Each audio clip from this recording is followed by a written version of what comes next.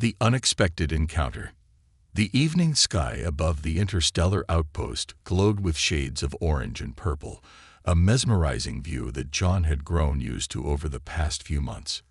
He was an engineer, sent to work on Earth's first outpost among the stars. His days were filled with fixing machines, running diagnostics, and solving problems no one had encountered before. It was challenging, but John liked it that way. Today, however, felt different. John's quiet routine was interrupted when a sleek black shuttle landed near his workstation. It wasn't an ordinary shuttle. It bore the insignia of the Galactic Council, a symbol of authority across the universe. Before John could even process what was happening, two tall alien guards approached him. Their silver armor shimmered under the alien sun, and their eyes glowed faintly, like tiny lanterns in the twilight. "John Carter," one of them said in a voice that echoed unnaturally, "you have been summoned." "Summoned? By who?" John asked, his voice steady but his heart racing. The guard hesitated for a moment before replying, "By the Queen of Zenera." John froze. He had heard stories about the Queen of Zenera. She ruled over one of the most advanced and powerful civilizations in the galaxy. But why would someone like her want to meet someone like him? He was just an engineer, not a diplomat or a scientist. Questions swirled in his mind, but the guards offered no answers. "You must come now," the other guard said, gesturing toward the shuttle. John didn't argue. There was something in their tone that told him this wasn't a request. It was an order. He climbed aboard the shuttle, his thoughts racing. The interior was sleek and alien, with glowing symbols that pulsed softly, like the heartbeat of a living creature. The guards sat silently across from him, their expressions unreadable. The journey felt like an eternity. John stared out the window as stars blurred into streaks of light. He tried to steady his breathing, but the weight of the unknown pressed heavily on him. What could the Queen possibly want from him? He wasn't special. He wasn't a hero. Finally, the shuttle slowed, and a massive palace came into view. It was unlike anything John had ever seen. Towering spires of crystal that sparkled like diamonds, surrounded by floating gardens and cascading waterfalls. The sight was breathtaking, but it only made John more nervous. The shuttle landed smoothly, and the guards escorted him into the palace. The air inside was cool and carried a faint, sweet scent. Alien creatures of all shapes and sizes moved about, their faces curious as they glanced at the human walking among them. John felt out of place, like a single note in a symphony he didn't understand. At last, they entered a grand hall. The ceiling was impossibly high, adorned with glowing constellations that shifted and changed as if alive. At the far end of the room sat the Queen of Zenera. She was radiant. Her skin shimmered like liquid silver, and her eyes glowed with an intensity that seemed to pierce right through him. Her presence was commanding yet strangely calming, as if she held both immense power and gentle wisdom. "John Carter," she said, her voice melodic yet firm. "You have arrived." John swallowed hard and stepped forward. "Your Majesty," he managed, bowing awkwardly.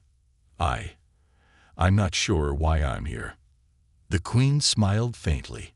"You are here because you are needed." Her words sent a chill down his spine. Needed? For what?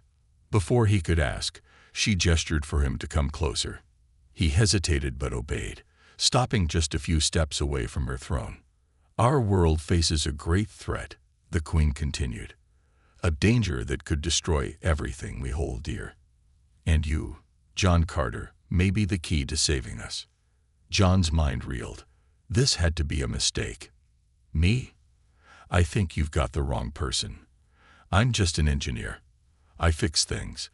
I don't save planets." The Queen's gaze didn't waver. Sometimes it is the simplest of skills that hold the greatest power. "You will understand in time." Before John could respond, the room dimmed, and a massive hologram appeared in the air. It showed a planet, vibrant and beautiful, with oceans that glowed softly and forests that seemed to hum with life. But then, a dark shadow began spreading across the surface, consuming everything in its path. "This is Zenara," the queen said softly. "And this is what threatens us." John stared at the image, his stomach twisting. The destruction was unlike anything he had ever seen. The shadow wasn't fire or war. It was something far worse, something that seemed alive and hungry. What is it?" he asked, his voice barely a whisper. "We do not know," the queen admitted.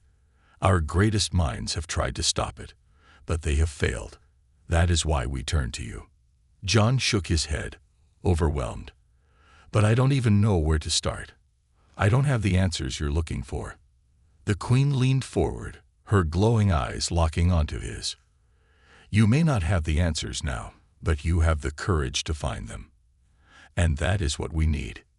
John felt the weight of her words settle on his shoulders. He didn't feel courageous. He felt scared and unprepared.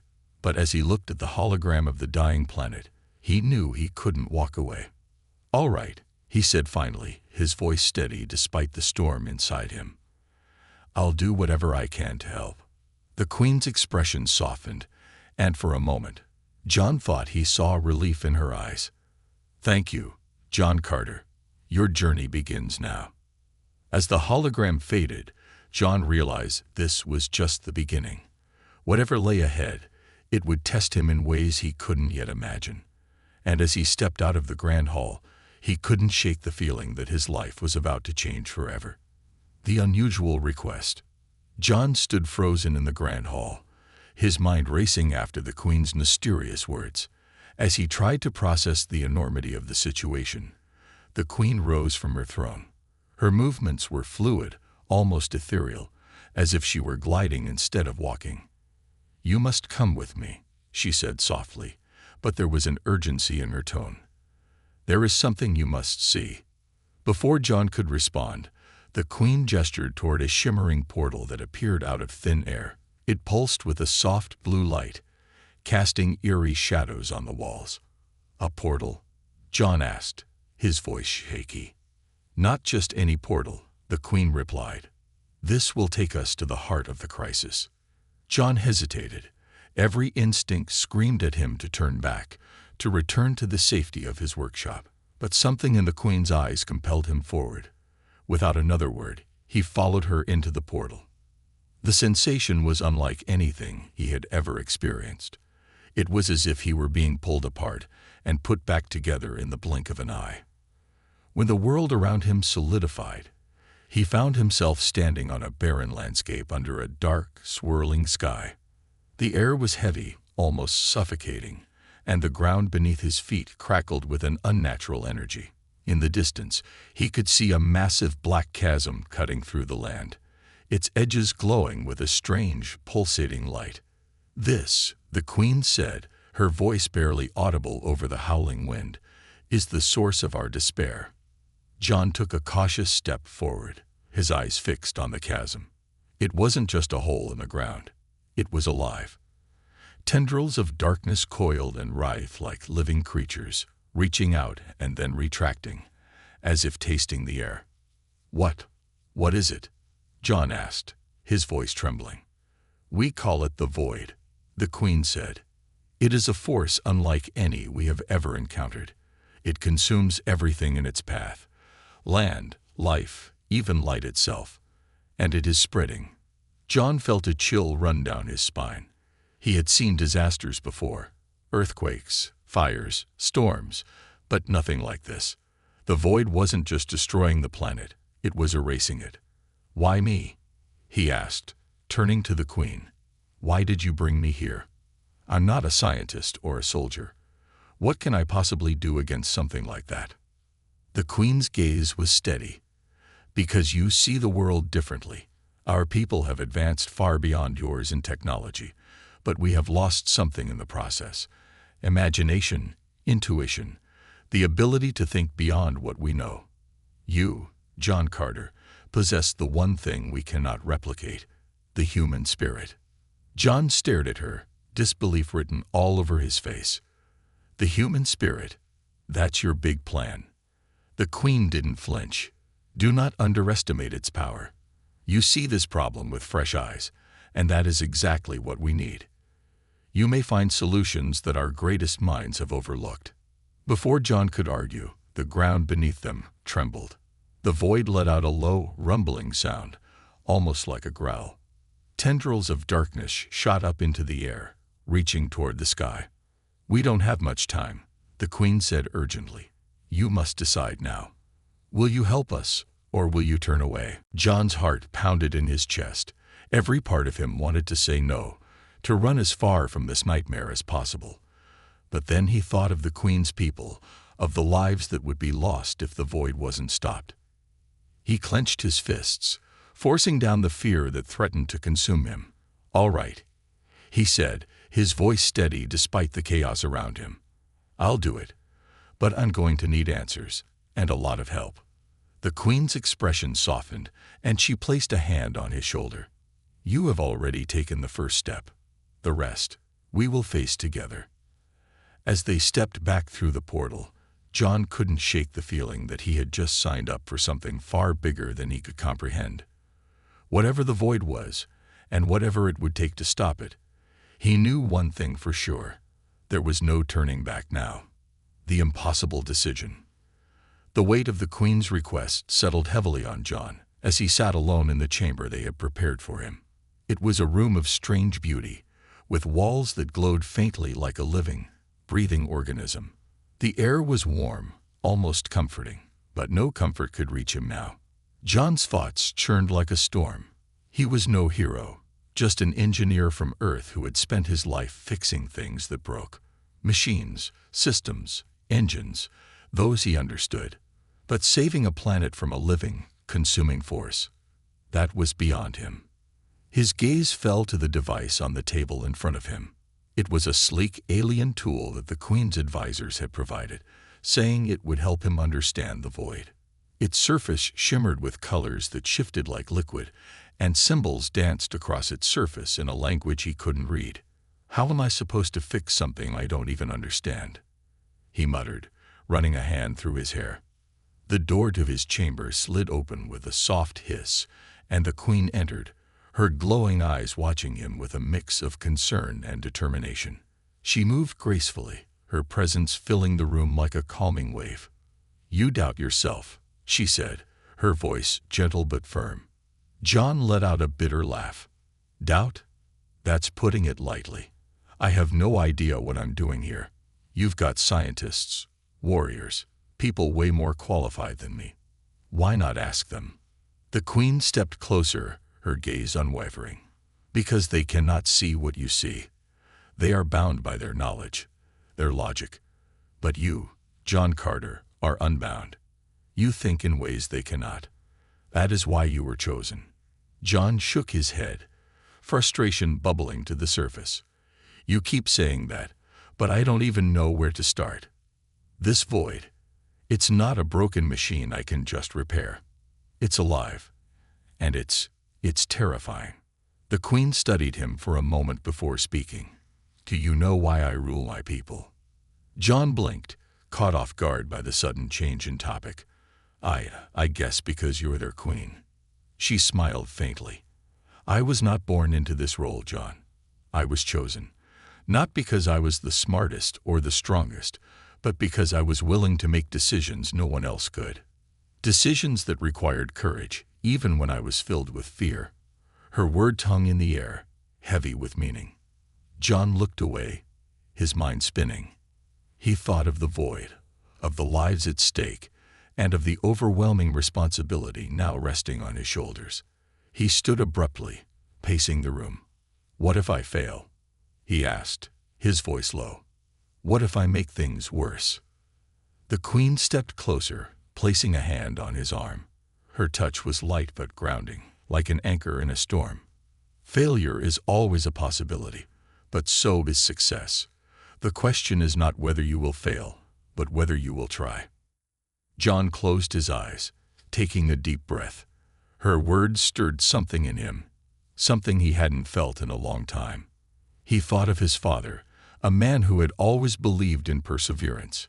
"Never give up," his father used to say, "even when the odds are against you." When he opened his eyes, there was a new resolve in them. He wasn't sure if he could save Zanara, but he knew he couldn't walk away. Not when so many lives depended on him. "I'll do it," he said finally, his voice steady. "I don't know how, but I'll do everything I can to help." The Queen's expression softened, and for the first time, John thought he saw a hint of relief in her glowing eyes. "Thank you, John Carter. You have no idea how much this means to us."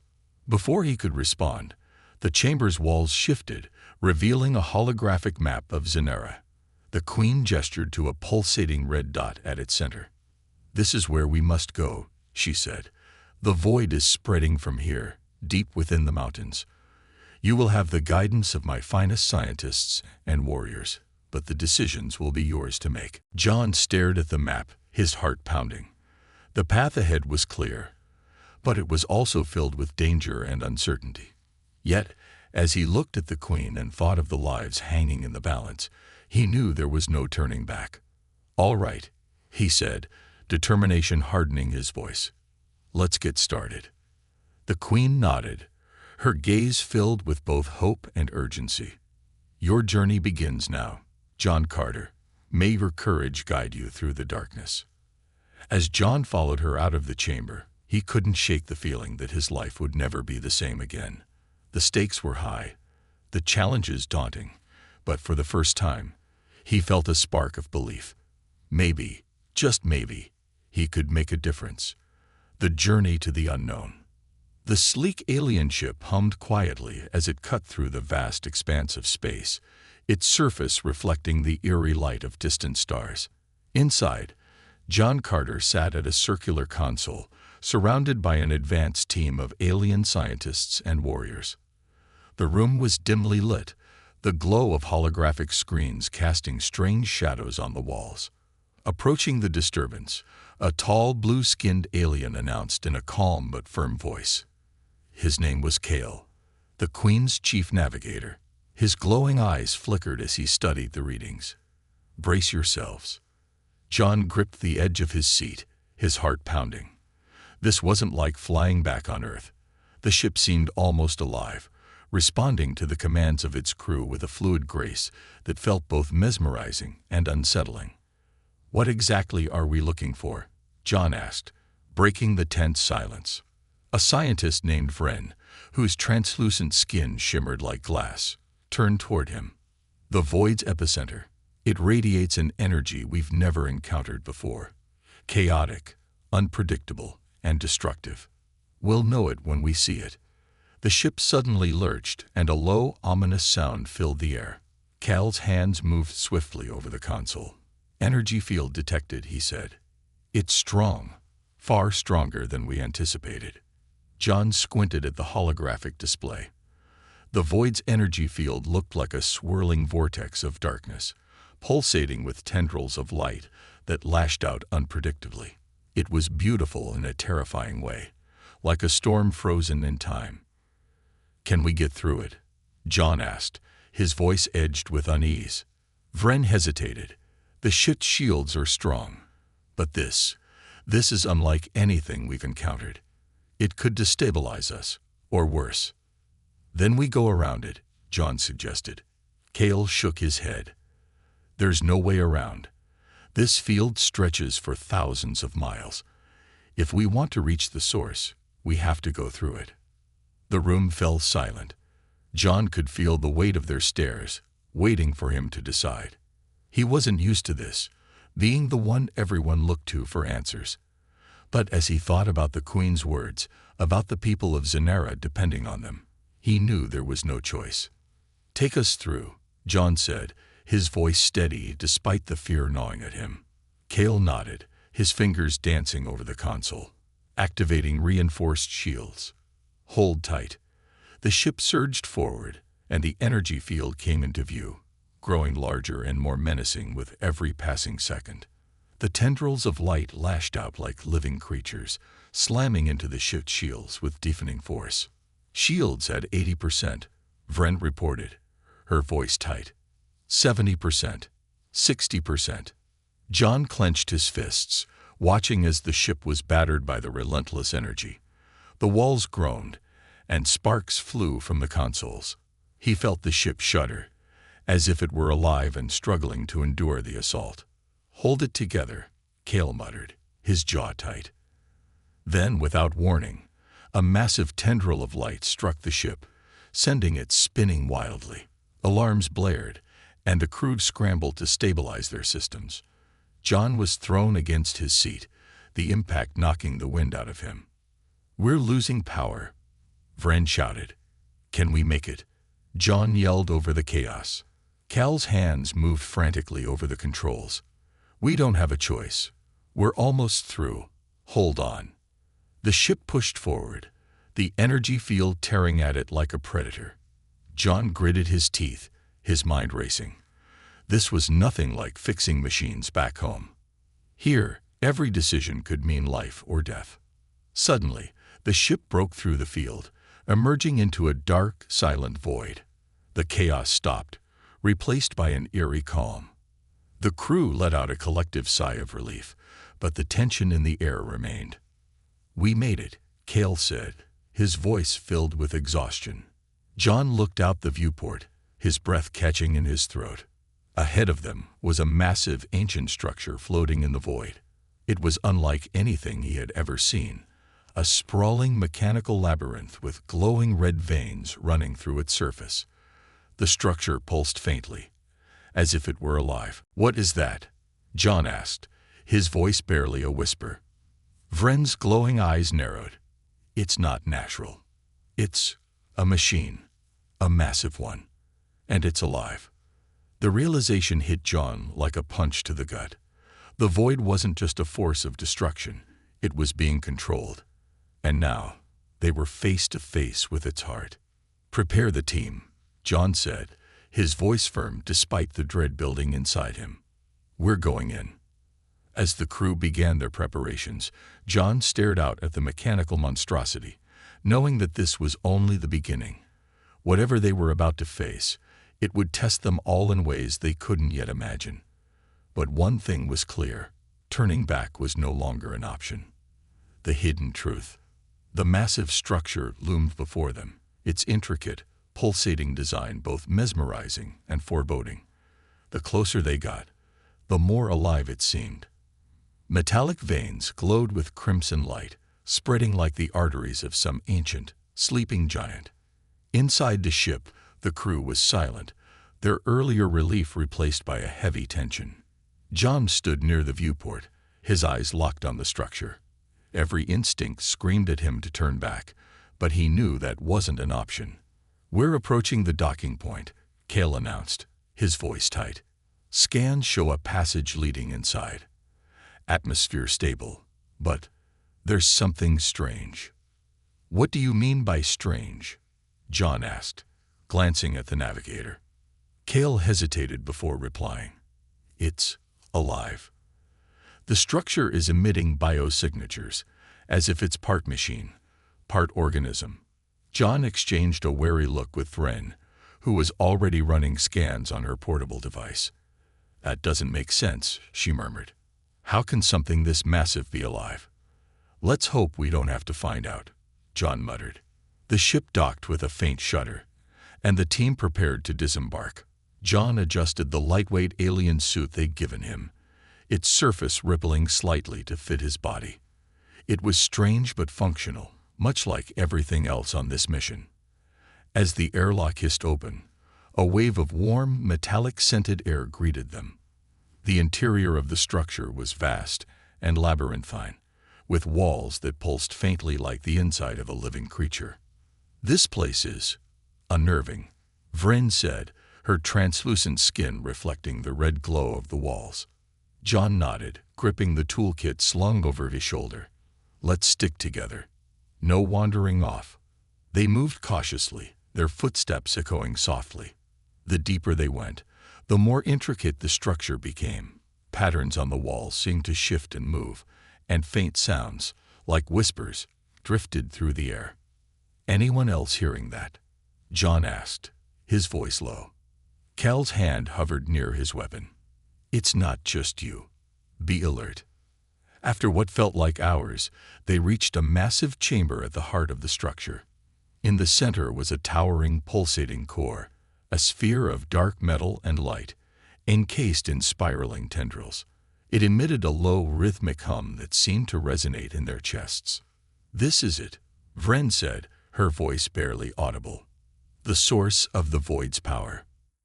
John approached cautiously, his eyes scanning the core. It was beautiful in a strange, unsettling way, but something about it felt wrong. He noticed strange markings etched into the floor around the core, symbols that seemed ancient and familiar all at once. "What do you make of this?" he asked, pointing to the markings. Vren crouched to examine them. Her glowing eyes widened. "These are records. They're telling a story." "What kind of story?"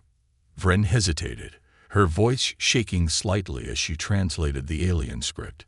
"It says, this structure was created long ago by the ancestors of Zanera. They built it as a defense system to protect their planet from external threats." "Defense system," John repeated, a chill running down his spine. Vren nodded, her gaze fixed on the markings. But something went wrong. The system began to see everything as a threat, life itself included. That's why it's destroying the planet. It thinks it's saving it. The revelation hit John like a punch to the gut. This wasn't just an external force. It was a creation of the very people it was now destroying. "This is their doing," Kale said bitterly. "Their own weapon turned against them." John felt a surge of frustration. "And now it's our problem to fix." Vren looked up from the symbols, her expression grim. "There's more. The system isn't malfunctioning. It's evolving. It's learning, adapting.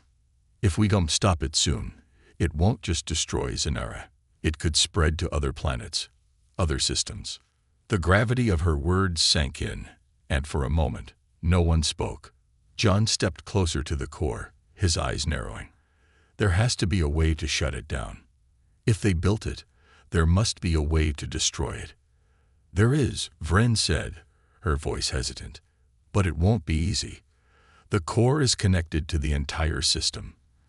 Disabling it might destabilize the structure, and everything inside it. Including us," Kale added darkly. John stared at the pulsating core, his mind racing. This was a machine, after all. Something built, something that could be unbuilt. But the stakes were higher than anything he had ever faced. "Then we do it," John said finally, his voice firm. "We find a way to shut it down. If this thing spreads, it's not just Zanera at risk. It's the entire galaxy." Vren and Kale exchanged a look before nodding. "We're with you," Kale said. As they began preparing for the next step, John couldn't shake the feeling that they were walking a razor's edge. The truth of the void was terrifying, but now they had a mission, and failure wasn't an option. The heroic plan. The core chamber pulsed with an eerie rhythm, its crimson light casting long, wavering shadows on the team. John stood in the center of the room, staring up at the massive, swirling sphere of energy that powered the void. It was alive. He could feel it. Its hum resonated deep within his chest, as if it were aware of their presence and watching their every move. "This is insane," Kale muttered, his voice breaking the tense silence. "We're standing in the heart of the thing that's consuming an entire planet." John turned to face the team, his expression grim but determined. "And this is where we stop it." Vren knelt by the glowing floor, her fingers skimming over the alien symbols etched into the surface. "I've studied the structure's schematics. The core has a central control node. It's buried deep within. If we can access it, we might be able to disable the void." "Might isn't very reassuring," Kale said, his eyes narrowing. "It's the only chance we got," John replied firmly. "If we don't try, this thing will keep growing. It'll devour Zanera, and then it'll move on to the next world." Vren hesitated, her translucent skin shimmering faintly in the crimson light. "There's something you need to know. The control node is heavily shielded. To access it, someone will have to go into the core itself." A heavy silence fell over the group. "Into the core," Cal repeated, his voice filled with disbelief. "That's suicide. The energy levels in there would vaporize anyone who tried." "Not if we use the containment suit," Vren said quickly, pulling out a holographic projection of a sleek metallic suit. "It's designed to withstand extreme environments. But it's untested." John studied the projection, his jaw tightening. "I'll do it." Cale stepped forward, his expression incredulous. "You? No offense, human, but you're not exactly built for this kind of mission." "I'm the only one here who can do it," John shot back. "This is my responsibility. The Queen trusted me to solve this, and I'm not going to stand here and let her people die." Vren hesitated, then nodded reluctantly. "The suit will protect you for a limited time. Once you're inside, you'll need to work fast. There's a manual override on the control node. It's ancient, but it should still function. If you activate it, the core will shut down." "And what happens to the rest of us?" Cale asked. Vren's gaze dropped. "The structure will collapse. We'll have to evacuate immediately." John's heart sank, but he forced himself to focus. "Then that's the plan. I go in, shut down the core, and you all get out of here." "No," Cale said sharply. "If you're going in, we're staying until you're out. That's non-negotiable." John met his gaze, and for a moment, neither of them spoke. Then John nodded. "All right. But if it comes down to it, you leave. No arguments." Cale grumbled something under his breath, but didn't argue further. The team worked quickly, suiting John up and preparing the ship for a hasty retreat. As he stepped into the containment suit, its metallic surface molded to his body, glowing faintly as it powered up. "This thing feels like a second skin," John muttered, flexing his fingers. "It's designed to adapt to the wearer," Vren explained. "But remember, it's not invincible. You'll have minutes, maybe less, once you're inside the core." John nodded, his throat dry. "Got it." Cale stepped forward, placing a hand on John's shoulder. "Don't do anything stupid, human. We need you to make it out of this alive." John smirked faintly. "I'll do my best." The moment arrived all too soon. The team opened the access hatch to the core, revealing a swirling vortex of energy and light. The heat was intense, even from a distance, and the sound was deafening. A low, constant roar that seemed to vibrate the very air. "Here goes nothing," John said, stepping into the hatch. The energy hit him like a physical force, pressing against the suit as he pushed forward. Inside, the core was a chaotic storm of light and sound, its tendrils of energy lashing out like living creatures. "Keep moving." Vren's voice crackled through his earpiece. "You're almost there." John fought against the relentless energy, his breath coming in short, ragged gasps. Finally, he saw it, the control node, a small spherical device glowing faintly at the center of the storm. "I see it," he said, his voice trained. "Hurry," Vren urged. "The suit's integrity is dropping." John reached the node, his hands trembling as he activated the manual override. The device hissed and clicked, and suddenly, the core's hum grew louder, more frantic. "It's shutting down," John said, "but the whole place is destabilizing." "Get out of there," Cale shouted. John turned to leave, but the core's energy lashed out violently, slamming into him and sending him tumbling. His vision blurred, and his suit's alarms blared in his ears. I'm hit," he gasped. "Hold on." Cale's voice was sharp with urgency. "We're coming for you." As the structure began to collapse, John clawed his way toward the hatch, the void's energy tearing at him with every step. He didn't know if he'd make it, but he wasn't ready to give up. Not yet. The final choice and a new beginning.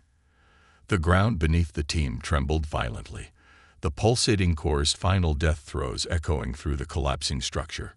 Sparks flew, tendrils of crimson energy lashed out in chaotic arcs, and the walls groaned as if the entire place were alive and in agony.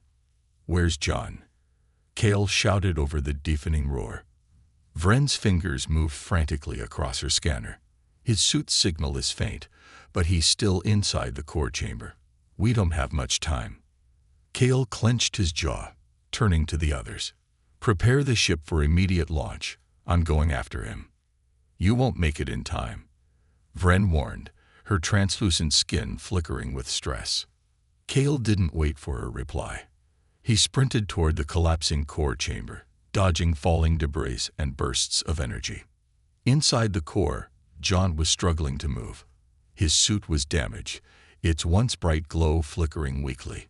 Every breath felt heavier than the last, the oppressive energy of the void pressing down on him. He'd done it. The manual override was activated, and the core's power was shutting down. But the cost was high. Come on, move.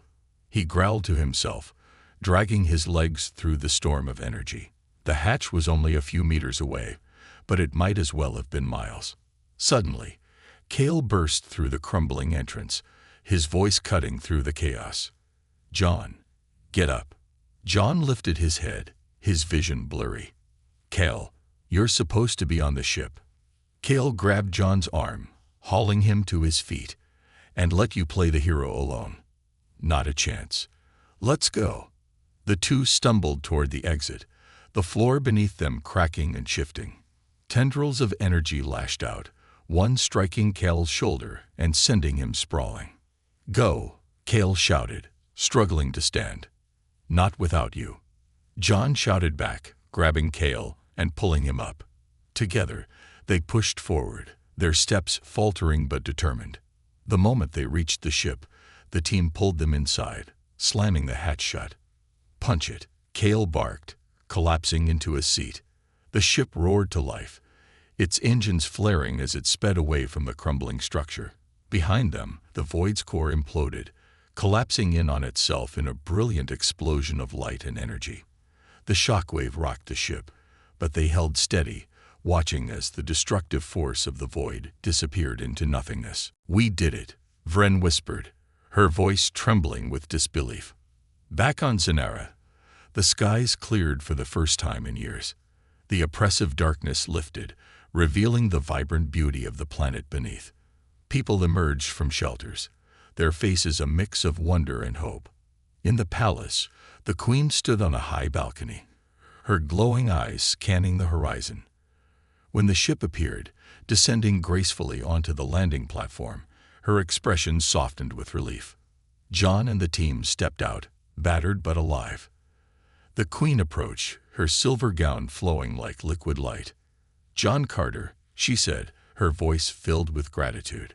You have done what we believed was impossible. You have saved us all. John, still catching his breath, managed a faint smile. It wasn't just me. It was all of us.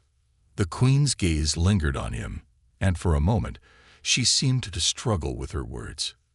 You risked everything for a world that is not your own. You are more than a hero. You are a symbol of hope, not just for Zanara, but for the galaxy. John shifted uncomfortably, unused to such praise. I just did what had to be done. The queen stepped closer, her voice soft. You have done more than that. The universe owes you a debt it can never repay. But your journey is not over, John Carter. The void may be gone, but the galaxy is vast, and its secrets are endless. John felt a weight lift from his shoulders, only to be replaced by the realization that his path was far from finished. He looked at the queen, at his team, and at the vibrant planet around them. I guess I'll be sticking around for a while, he said, a hint of a grin breaking through his exhaustion. Kale clapped him on the back. Good. Someone needs to keep you out of trouble. The queen smiled, her eyes filled with both gratitude and a quiet knowing. Whatever comes next, know that you will always have a home here. As the people of Zanara cheered, and the skies above glowed with renewed life, John Carter couldn't help but feel a spark of hope himself. The battle was over, but the adventure was just beginning.